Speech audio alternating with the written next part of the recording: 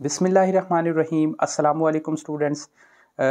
जैसा कि आप सबको डेट शीट मिल चुकी हैं और चेक पॉइंट 2 स्टार्ट हो गए हैं, मैं इंशाल्लाह आज आपको इकोसिस्टम की जो एक्सरसाइज है, जितने भी एमसीक्यूज़ मैक्सिमम बन सकते हैं, शॉर्ट क्वेश्चंस बन सकते हैं, लॉन्ग क्वेश्चंस बन सकते हैं, या जिस तरीके से हम कंप्लीट इस चैप्टर नंबर 3 को कर लेंगे, मैं इंशाल्लाह आज आपको ये तैयारी कराता हूँ इसकी।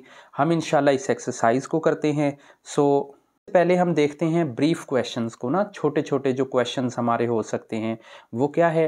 ये क्वेश्चन इस टाइप से भी आ सकता है, what is a food chain, give an example of the food chain on land, के फूड चेन क्या होती है। अब इसकी डेफिनेशन हमने लिखनी है और एग्जांपल देनी है, जो कि मैंने, अब food chain is a sequence of organism in which the each organism eat with the one below to the chain, its chain. Example, grasshopper grass, grasshopper frog, snake और hawk आ गया। आगे हमारा क्वेश्चन ऐसे भी हो सकता है, व्हाट इज़ अ पोल्यूटेंट, या डिस्क्राइब अबाउट द पोल्यूटेंट्स, कि ये जो ज़रात होते हैं जो नुकसान पहुंचाते हैं या जो हार्मफुल सब्सटेंसेस होते हैं, ये क्या होते हैं। Pollutants are the substances that call the pollution like air, water and land. Name of the different type of pollutions बहुत अहम है, कॉमनली आ जाता है। 3 टाइप है। नंबर 1 एयर पोल्यूशन है, वाटर पोल्यूशन है, लैंड पोल्यूशन है। इसके साथ साथ आप नॉइज़ पोल्यूशन भी लिख सकते हो, आपका क्वेश्चन ठीक हो जाएगा। नेक्स्ट हम चलते हैं जी, give 2 examples of the biodegradable and non biodegradable materials, कि आपने बायोडिग्रेडेबल और नॉन बायोडिग्रेडेबल मटेरियल की 2-2 एग्जांपल्स देनी है।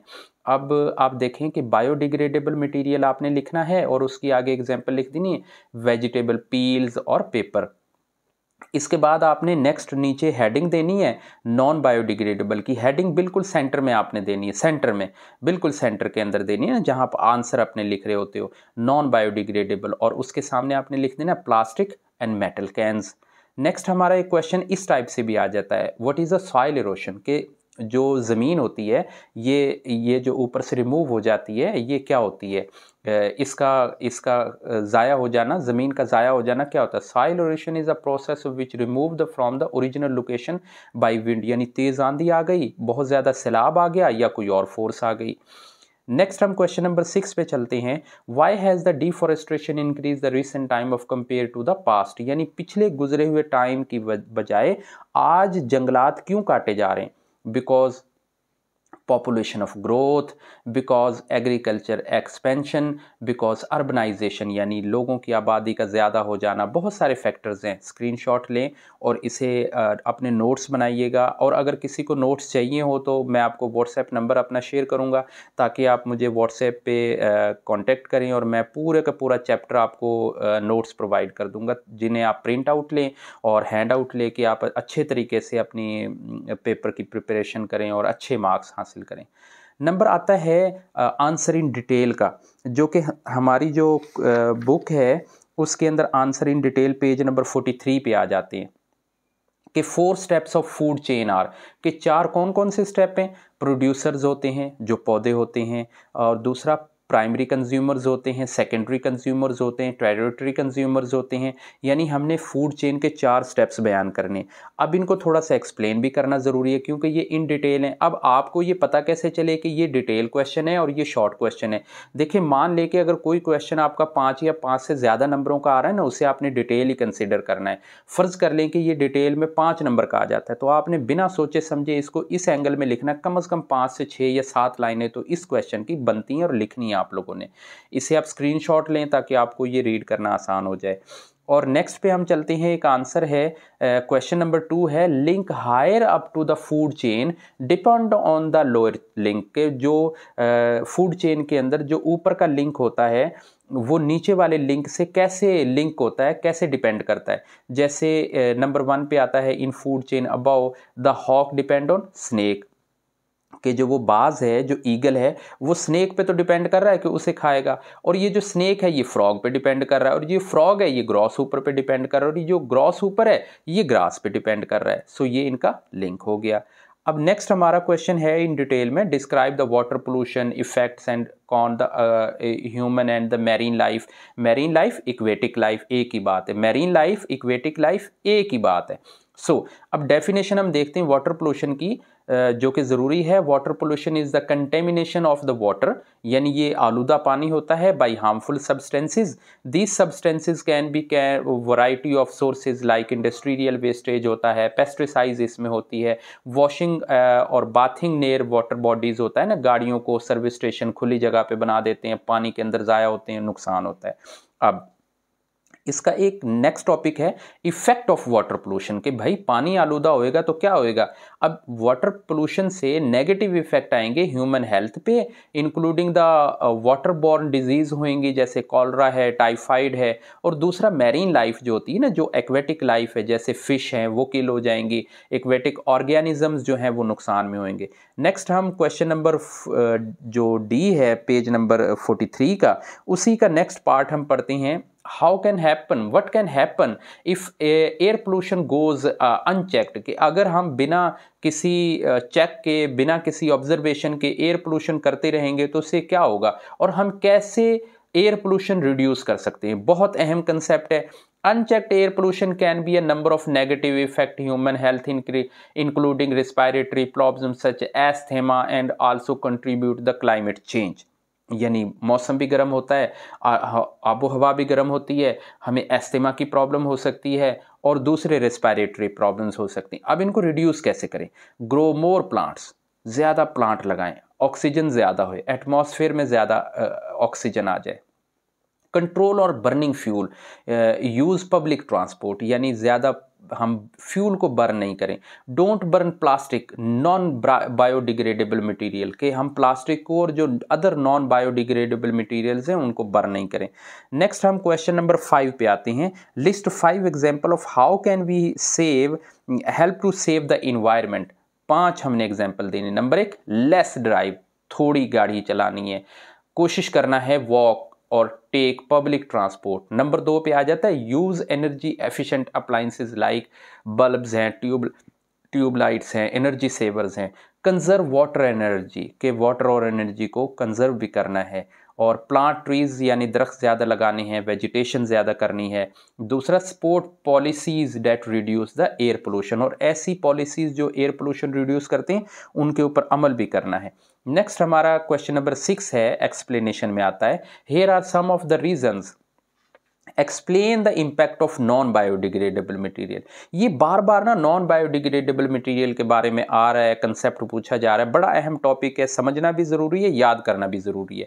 Here are some reasons why we should avoid the using of plastic objects, कि हमें क्यों करना है। Number 1, responsible for clogging the drain, कि ये हमारी ड्रेन को क्लॉग कर देते हैं ना, बंद कर देते हैं, चोक कर देते हैं। Plastic pollution is a major environment problem, कि ये इन्वायरमेंट की बहुत बड़ी प्रॉब्लम है। उसके साथ साथ plastic waste can help our the oceans, rivers and lakes where the harmful marine life, की ये हमारी ये जो समुंदर, दरिया और जो लेक्स होती हैं उनके अंदर जो मैरीन लाइफ है, जो एक्वेटिक लाइफ है, उसके लिए बड़ा नुकसानदेह होते हैं। Plastic can take 100 of and even 1000 of years decompose, कि इसे हज़ारों साल, सैकड़ों साल लगती हैं ज़ाया होने में, डिकम्पोज होने में, गलने सड़ने में। सो ये इसके इम्पैक्ट हो गए नॉन बायोडिग्रेडेबल मटेरियल्स के। नेक्स्ट हम चलते हैं क्वेश्चन नंबर 7 की जानिब। क्वेश्चन नंबर 7 में है कि explain how we can reduce the plastic pollution. Question lengthy ज़रूर है, लेकिन पीछे हमने बहुत कुछ इसके बारे में पढ़ लिया है, हम इसे अपने से भी हैंडल कर सकते हैं। Like as you know that the release of the harmful chemicals environment, these chemicals can contaminate the flood food and water, के हमारे पानी को और हमारे वाटर को कंटेमिनेट कर देता है। और जो हम बायोडिग्रेडेबल मटेरियल्स हैं वो हमारे लिए कम नुकसानदेह होते हैं, जैसा कि जो बैग होते हैं, वाटर बोतल होती हैं, कॉफ़ी मग्स होती हैं, ये हमारे रीयूजेबल होते हैं, हम इनको बार बार रीयूज़ कर सकते हैं। इससे भी हम इसे जो है ना प्लास्टिक बैग, बोतल एंड कप्स जो हैं इनको रीयूज़ करके ये प्लास्टिक जो पोल्यूशन है इसे कम कर सकते हैं। We can also help the reduce the pollution of avoiding the plastic object whenever possible, कि जहाँ तक मुमकिन हो हम इनसे जान छुड़ाएं, हम इनको इस्तेमाल ही नहीं करें। नंबर 7 पे है थिंकिंग कैप है। बेसिकली पेपर में बहुत कम आता है, लेकिन चूंकि आपका कंसेप्ट क्लियर करना बहुत ज़रूरी है, लिहाजा ये भी मैंने अटैम्प्ट किए हैं। इसमें क्वेश्चन नंबर 1 है, all food chain begin with the plant, does the tell about the plants के सारी चीज़ें प्लांट से शुरू होती हैं, क्या आप इसके बारे में कुछ कह सकते हैं? This tells about the plants the foundation of the life of earth, के प्लांट ही तो हैं जो ज़िंदगी की बुनियाद हैं इस अर्थ के ऊपर। Plants also only organism that can convert the sunlight, water and carbon dioxide into the food, कि सबसे अहम यही तो ऑर्गेनिजम्स हैं जो सूरज की रोशनी को, पानी को और कार्बन डाइऑक्साइड को फूड में बदल देते हैं। Plant food is eaten by the organisms such as animals and humans. Without plants, there is no food of any other organism on earth. बहुत इंपॉर्टेंट है, स्क्रीनशॉट लें, लाजमी लें, और ताकि इसे समझने में भी आसान रहे, आप बाद में भी पढ़ सकें। वैसे बेहतर ये होएगा कि थोड़ा वीडियो को बार बार रिपीट करके देखें, उससे ज़रा चैनल के ऊपर भी अच्छा इम्पैक्ट डलता है। सो नेक्स्ट हमारा सेकंड पॉइंट है, in cities with many factories and air often looks hazy. Why hazy मतलब धुंध सी आई होती है ना, क्यों होता है? एयर पोल्यूशन से होता है।